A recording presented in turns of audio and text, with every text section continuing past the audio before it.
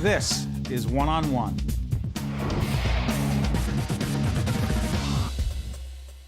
Welcome to One-on-One. I'm Steve Adubato. I want to introduce you to someone who's a giant in the field of higher education. 43 years That's in correct. the field. Let me introduce you, Dr. Raymond Yannuzzi, president of Camden County College. 43 years, started in Baltimore, right? I started in Baltimore in 1971.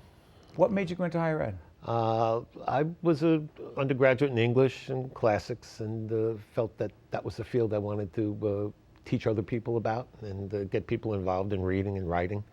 And I taught English for 20 years and then went into academic administration. Interesting. We've been talking to college presidents from across the region and asking a series of questions really about the nature of higher education today, who is going to college today, why they're going, and how it's different. President Obama has proposed that by the year 2020, the U.S. will change its position in the world as it relates to college graduates. Explain what it is and why it's significant. Well, it's something that community colleges will play a big role in because these days, to get any kind of a good job, you need more than a high school education. By the way, what has the president proposed? Well, He's proposed that the U.S. will have more college graduates. Or certificates. I mean, degrees or certificates. Right. I mean, one thing community colleges do, short of a baccalaureate degree or an associate's degree, is train people short-term for a variety of certificates in healthcare, in technologies and computers. And that can be a contribution to student success. Sure. So the president is saying we need to catch up. Yes, we need a better trained workforce, need a better trained population. You know, it's interesting. For years, the whole discussion, and it continues, has been, Doctor, about the need for greater access to higher education and more opportunity for students to be able to afford to go to college. That continues. Affordability continues to be an issue. But let's talk about student success. Let's define what student success means in an academic experience in higher ed. Well, it has a variety of definitions, and one of the things New Jersey County Colleges have come together to do is to define that for us so that we can make our case known and make it known better what we do in higher education. So for some students, success is transfer to a baccalaureate degree. For some, they can be successful in a job with an associate's degree. Others can do a year, maybe less even, and a certificate that advances them on the job. And then for still others that we work with, success is getting them back on academic track through GED to complete their high school education, because we serve many students who haven't graduated high school and they need to catch up if they want to get into the workforce. So it's not, you're saying academic success in college doesn't necessarily mean the same thing for one person as it would mean for another. At community colleges, we serve so many different students, and each one has a slightly different definition of what they come to us for. But isn't it challenging, Doctor, the whole question of being ready to go to college? There are a large number of people watching us right now, and not just New Jersey, but in other states, who say, I'd like to do this. I'd like to get back on track. You talked about getting back on track, the Correct. GED, the high school diploma, who just don't feel confident enough. What does it take? Well, it takes a lot. It takes dedication on their part, and it takes the flexibility in the programs on our part to give them the skills that they need to get into the fields that they want to study. Many students come to us needing some work in math, reading, writing, and one of the things community colleges have always been committed to is getting students up to the level. How do you do that? How do you actually, is it called, I know that word is not a great word. Remediation, developmental education, whatever it is, it's looking at where the students are, assessing what skills they have, and seeing what skills they need for the program they want to be in. So you partner with high schools. How do you do that? Oh, we do a lot of work with high schools. We go into the high schools early, sophomore year, junior year, to get students ready, both in terms of exploring what programs we have, but also giving them an opportunity to take the placement test that they would take when they come to the college, taking it sooner and having them see where they would stand. So we say, look, you know, you're a junior, you want to come to community college in a year, here's what you need to do in math and English, and we give them opportunities to catch up at their high school, working with their high school. They can come to our campus a variety of ways.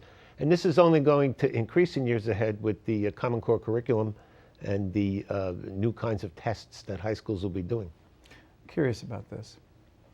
Do you think most people who go to community college, and by the way, county college, community college, we use those terms interchangeably, do you think most doctors are saying to themselves, I'm going because I want to prepare myself to, quote, get a job, be in a better position to get a job, as opposed to, again, I know everyone goes for different reasons, but is the primary reason to put myself in a better position to compete in a competitive, highly competitive job marketplace?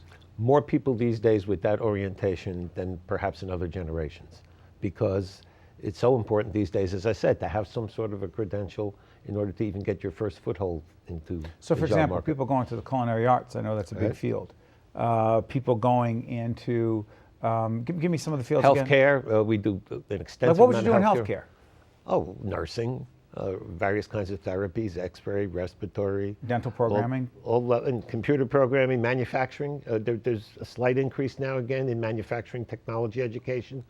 We have several grants that we're going to be developing this year statewide to give students skills that they can use in manufacturing, although it's not what used to be manufacturing. Now people need to know robotics and computer integrated controls in order to work in a factory. Before I let you out of here, make the case on the costs. Community college costs are still very reasonable. A year at most community colleges is around between $35,000 and $4,000 in New Jersey. Not a semester, for a year? A year, yeah. $4,000. Yeah, or slightly less, maybe some schools slightly more, but that's around the average in New Jersey for a year. How do those economics wind up working? I mean, how do you, again, most college presidents we talk to, both private, public, four-year institutions, the ongoing incredible challenge to make those numbers work out. Especially for us, because we try to keep tuition low, and the students that we serve are the least capable of paying for the most part. So they rely on federal aid, state aid. We are supported, community colleges, by the counties and by the state.